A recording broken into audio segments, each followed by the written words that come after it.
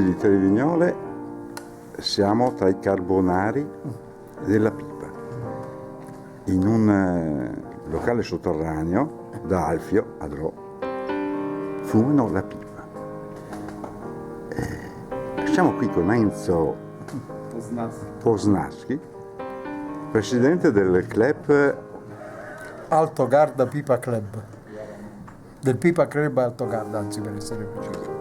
Pipa Club Alto Garda. Cosa vuol dire fumare la pipa?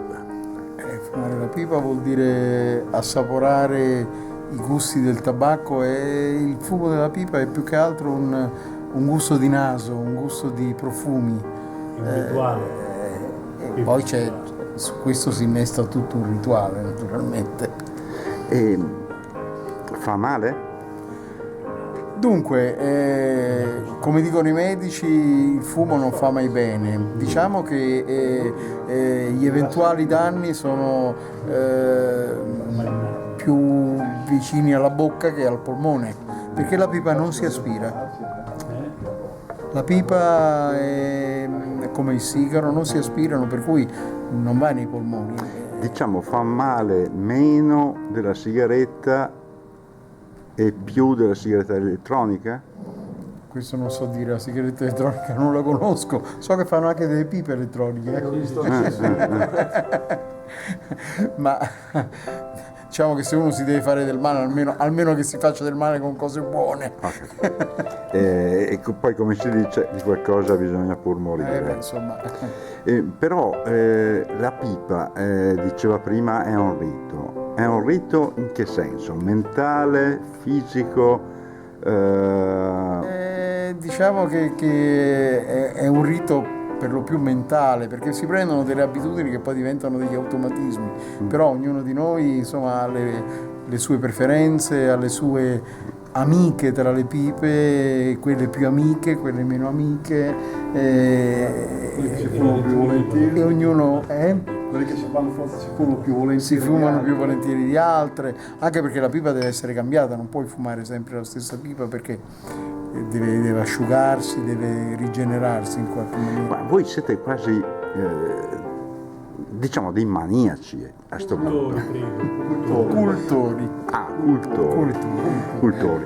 Quindi c'è una scelta del tabacco, della pipa. Si provano diversi tabacchi, poi ognuno ha le sue preferenze tra tabacchi di taglio, si dice inglese, nel senso che sono meno dolci, un po' più aspri, e invece il taglio olandese del nord Europa, che insomma è più dolce. Tipico è il tabacco clan, che piace tanto a chi sta intorno e a chi fuma, ma non piace molto a chi lo fuma, perché è un tabacco molto umido, un tabacco pizzica anche in bocca. Voi avete qui nel club, mi dicevano, dei campioni di fumata lenta, no? Noi abbiamo un campione in crescita. Sì, quest'anno, per cui Andrea è il nostro campione. Noi ci divertiamo qui, noi ci vediamo grosso modo una volta al mese, e una volta sì, una volta no, facciamo una gara di lento fumo per tenerci in esercizio, ecco. Quindi fumare la pipa dà anche modo di pensare, o sbaglio? Sì, perché diciamo non è un fumo come dire automatico, è un fumo che si accompagna anche al gesti. Cogito ergo fumo. Ma è un po' come andare a pesca? Questo non so, perché io non sono pescatore, però mi dicono i pescatori, sì, è come andare a pesca, nel senso che si medita, ci si rilassa, ci si isola un pochino.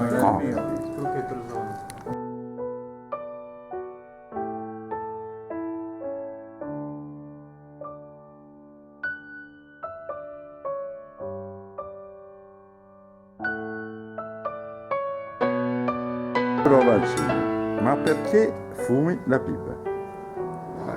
Questo il perché, diciamo, è una passione, non si sa da dove proviene questa passione, praticamente, però prima di tutto per l'oggetto pipa, secondo me è fondamentale, l'oggetto pipa, non in quanto il fumo. Io vorrei paragonare, diciamo, quando fumi la pipa, no? Puoi abbinarlo al vino anche, no? Tu sei alla ricerca, no? Di qualcosa di buono. Questa continua ricerca anche nel cercare tabacchi differenti, di differenti gusti, cioè il gusto inglese, il gusto danese, l'olandese, no? E possiamo, come dire, la ricerca di un buon vino, no? E questa qui si affina con gli anni, no? Questa ricerca, no?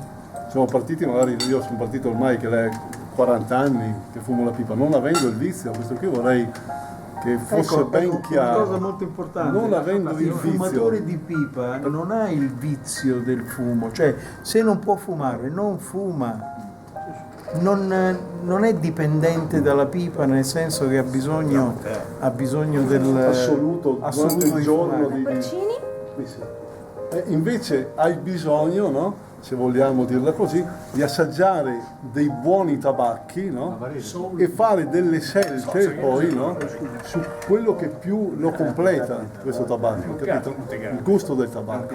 E poi l'oggetto pipa in questa continua ricerca di trovare dei nuovi modelli di pipa. Le pipe spaziano dalle le classiche forme, quali sono la pipa la dritta, la semicurva e la curva, la classica che le vedi con le curve, no? Poi anche lì, diciamo, io per esempio a me non piacciono le pipe curve, per esempio, quelle estremamente. Io ho tutte pipe o semicurve o dritte.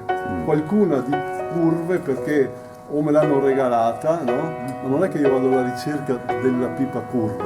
Poi le forme sono, anche quella è una passione, no? Trovare delle pipe che ti, diciamo, soddisfano.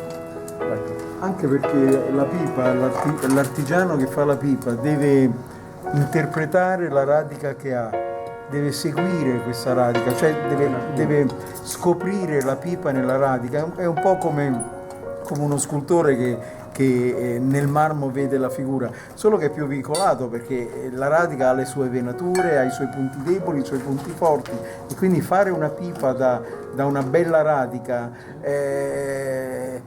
diciamo che un artigiano è più bravo di un altro perché dalla stessa radica ricava una pipa più bella, la valorizza di più la figura e tutto. Le pipe le più ambite da noi sono le pipe fiammate. Sì. La fiammatura della pipa, no? La radica ha una venatura, no? La venatura con la verticale, molto completa, vedi questa qui è già una fiammata, se tu la vedi, no? Diciamo una fiammatura.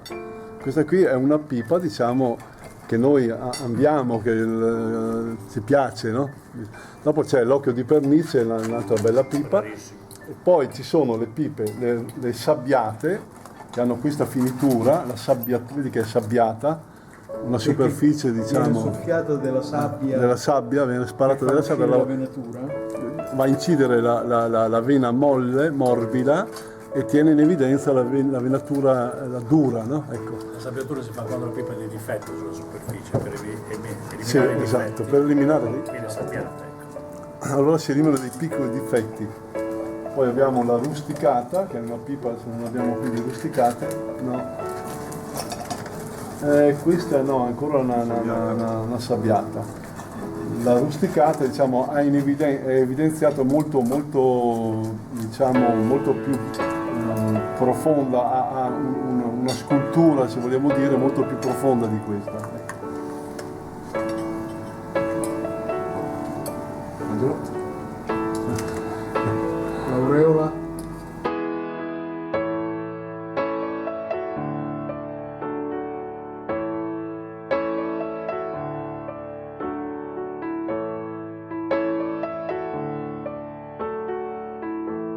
Tempo questo.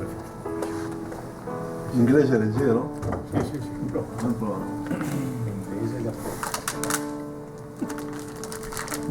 Quanti grammi è? 100? 200. Tu Pietro hai cominciato Fa scorta, a raccogliere No, volevo chiedere, tabacco no?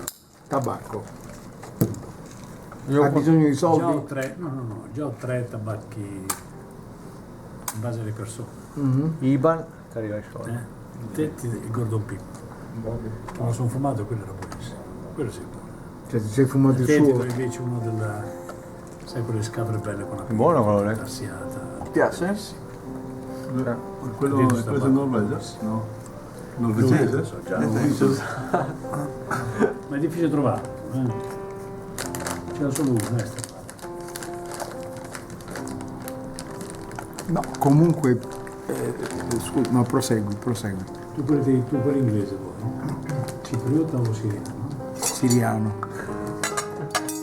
Che domande che mi fai? Cipriota è troppo Devi dire, Pietro, che leggero. domande mi fai?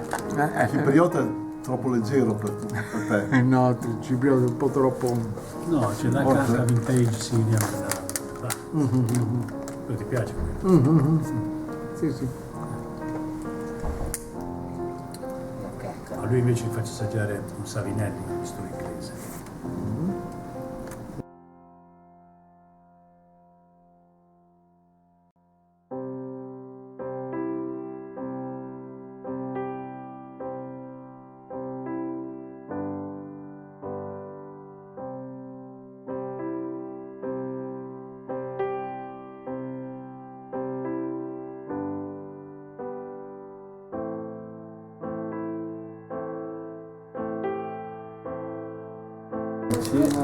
Dopo lo imbusta. C'è un altro liscio. Io? Io macchiato. Da poco? Cioè deve essere pesato elettronicamente. 3 grammi. Con la precisione, perché Un decimo di grammo. deve essere 3 grammi e basta, non è che ne può dire. E da allora comincerà. 3 grammi ci fuma anche 3 ore. Sono 3 ore. 3 ore. 3 ore e un quarto. I campioni a livello mondiale arrivano a 3 ore Con 3 grammi. con 3 grammi e un'accensione unica fino a fine gara. Un'accensione iniziale e si prosegue.